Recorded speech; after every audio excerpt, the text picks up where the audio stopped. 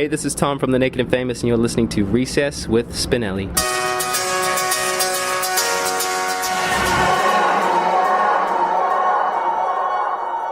You are tuned in to Recess with Spinelli here on WSPN, Saratoga Springs, New York, Hoxton FM, London, England, the International Radio Festival, and the New York State Music Blog. And today we are here with the Naked and Famous from Auckland, New Zealand, but currently residing in Los Angeles. Their brand new album, Simple Forms, is out and available now. Thank you so much for joining me today. Thanks for having me. Now, I almost feel like there has been like a diaspora of New Zealand artists coming to the U.S. over the past few years. Two that come to mind would be like Streets of Laredo and Gin Wigmore.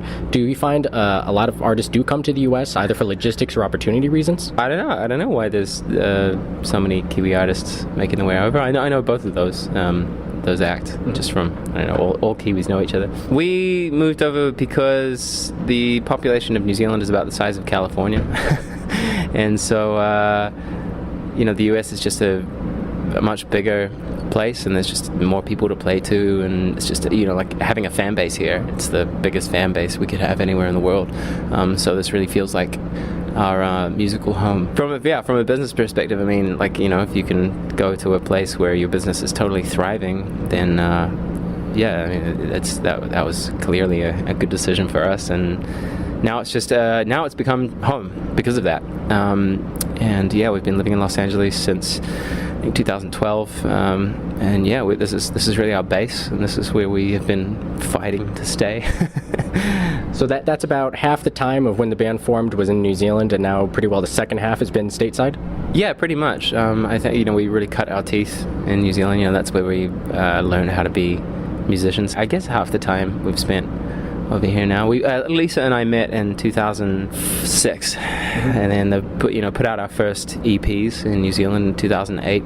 Two little sort of indie EPs. So we've been a band for a long time now. Feels like a long time anyway. Actually, looking back over those 10 years, what are your thoughts on how you guys have changed, how time has progressed? What are some of the first things that come to mind when you start to think about that? I think we just feel more grown up.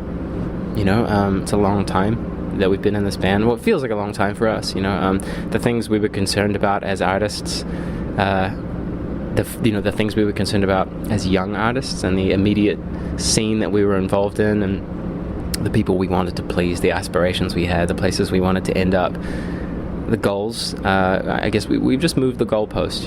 The things we were concerned about back then seem really funny to me now, and not even do they just seem funny, but a lot of them have disappeared. They're gone. The print media that was around is no longer. The radio stations have disappeared. I am not buying CDs anymore. I don't work at the same record store. I don't search for music, find it, or participate in music culture the same way I did. So everything is fairly different. Which is kind of sad. I was in New Zealand about a week ago, and catching up with some friends about the state of the industry, and it was really disheartening because so much of what I identified as my New Zealand musician self was just gone, just disappeared. I mean, is there a big difference between the music industry in New Zealand compared to Los Angeles? Yeah, I mean, I think it would be impossible for it to be the same. It's a different country, different economic structure, I guess, and it's so far away. It's people are all the same. Humans are all the same in so many ways, but cultures definitely have an impact on, you can hear when a band's from England sometimes. You can hear when a band is American.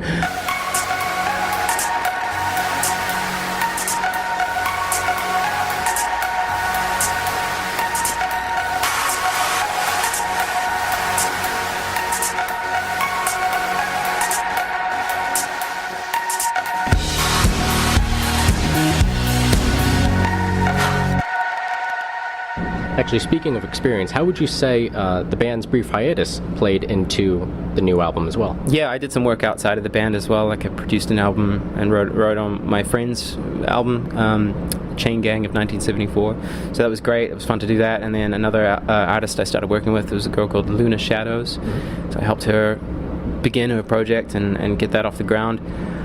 And these were two big labors of love for me. And I did a few little random one-off sessions here and there. And just actually doing that outside of the band was really a big learning experience for me personally. So I think that informed what we ended up with.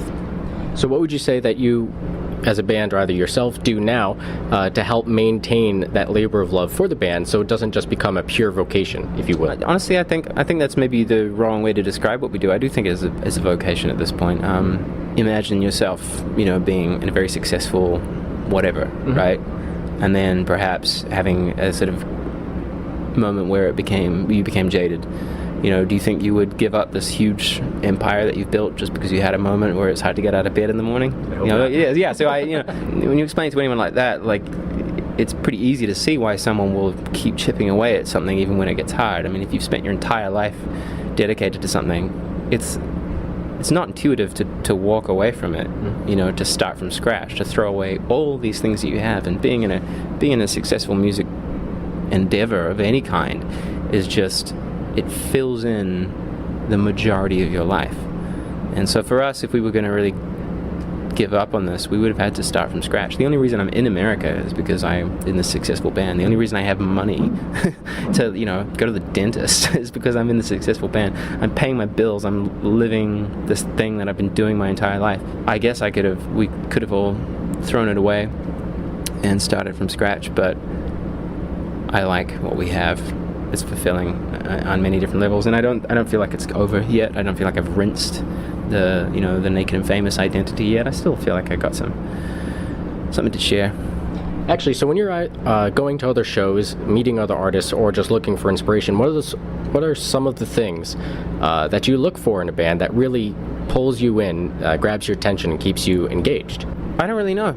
I don't know. I think people are lying when they try and describe why they gravitate towards stuff as well, and we have no scale of measurement for music in this way. Like, you can't value a song as being a more emotive song. We don't have a way to measure that, like a scientific way to measure that. So all of a sudden everything just becomes art depending on subjective experience. It's definitely very touching to speak to fans, particularly the fans that will come up to you and say something to you. Most of the time always have an incredible story. That's why they want to come and tell you something. One time this guy wrote to us because he was telling us he was listening to a song of ours called What We Want, and it was his moment of peace while he was being bombed in an SUV over in the Middle East. He was under fire, and this was his zen moment. It was listening to one of our songs. So that's never left me. Every once in a while when you hear something like that, all of a sudden being a musician doesn't seem so self-serving. It's kind of amazing. Or just a lot of people saying that music helps them fight depression, helps them through big traumatic episodes in life, breakups, marriages failing, stuff like that. So that can feel very, very rewarding, because a lot of the time music is just, you're in your own bubble doing your own thing for yourself, and there can be a big disconnection from your audience. So yeah, stories like that are definitely what keep me going, I think. I mean, music definitely seems to be pure emotion, if you will. One of the things that actually comes to mind is with pop music in general, it's usually more on the simple side, but it definitely seems for this album you guys were focusing on a kind of motif of complexity, or the irony of simplicity and complexity. So how do you balance ideas with a more simplistic genre, if you will? I think that's the goal that everybody's striving for, really, is less is more, saying something really poignant with as few words as possible. This album is definitely a more polished, I want to say poppier effort, not in the content that we're dealing with. It's not like poppy in the way that the lyrics are singing about being at the club and stuff, but it's pop in that it's succinct. The real kind of weight of the song is carried by the vocal, and the song structures are centered around delivering the vocal part, in a very direct and very emotional and very just to the point way. There aren't big long instrumental passages, and we weren't relying on sitting around and needing to feel inspired to finish a song. There was thought and consideration into just executing the lyrics, almost separate to the music, outside of rhythm and melody, just the words we wanted to use. So yeah, we kind of servicing the idea of a pop song, but just using our tools to do it, which I guess, because we have a background in alternative music, that just creeps in. We don't even really have to think too hard about it, we just, and the funny thing is, honing your craft in music often leads you into pop. Like getting better at recording, being a more competent performer, all these things are things that, funnily enough, are in pop music. You know, incredible singers, really immaculate performances, perfection, you know, all that stuff. That is sometimes like incredibly catchy, simple lines that are universal, you know, and that's you don't often do that by being a complete novice. You know, sometimes you get lucky, but being an amateur, there's no guarantee that you're going to be a great pop writer. Generally, being a pro is. So I think there's kind of a nice symmetry between experience and pop elements. Can we stay awake and lay the day to waste, forsake these bones, hopelessly abandoning our foes to watch this feeling won't last forever. Do you find people consume your media in different ways from country to country? Or? It's a bit hard to pin down sometimes as well, because our audience that we developed, you know, we've been a medium-sized band for a while now, and our audience is also getting older. So actually keeping track of how they're consuming music, as well as trying to re-engage like a younger audience and figure out how, you know, the kids are listening to music is it can be pretty challenging, you know, because they can kind of go in different directions. So what would you say are one of the things that you try to do as a band or yourself to try and keep that relevancy while also staying true to what the older fans were attracted to you for? Gosh, I mean, that's the struggle, man. I mean, that's what we're all trying to do. We had more press than we've ever had in our life on our first album, and it's only steadily decreased since then. The way people consume stuff now is far quicker. You know, not just music, but like how people consume media in general. You know, you can read, I mean, we can go on the internet right now and retweet and skim read the titles of a bunch of articles about how vapidly and quickly we're, you know, just retweeting stuff without reading it. I mean, most artists are moving away from physical, you know, I mean, I don't even buy vinyl, because I listen to all of my music on Apple and Spotify, and, you know, it's like I'm totally converting to digital. I don't have any CDs anymore, and I think I'm better for it. But at the same time, yeah, people just power through music now. You know, it's all about the new thing. And before we head off, before you go on stage, is there anything else that you would like to add for the listeners? Our new album, Simple Forms, is out now. Pick up a copy. Thank you so much for joining me today. Cheers, mate. Thank you.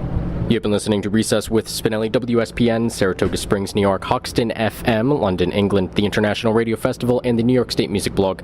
We've been speaking with the Naked and Famous here in Albany, New York. Their brand new album, Simple Forms, is out and available now.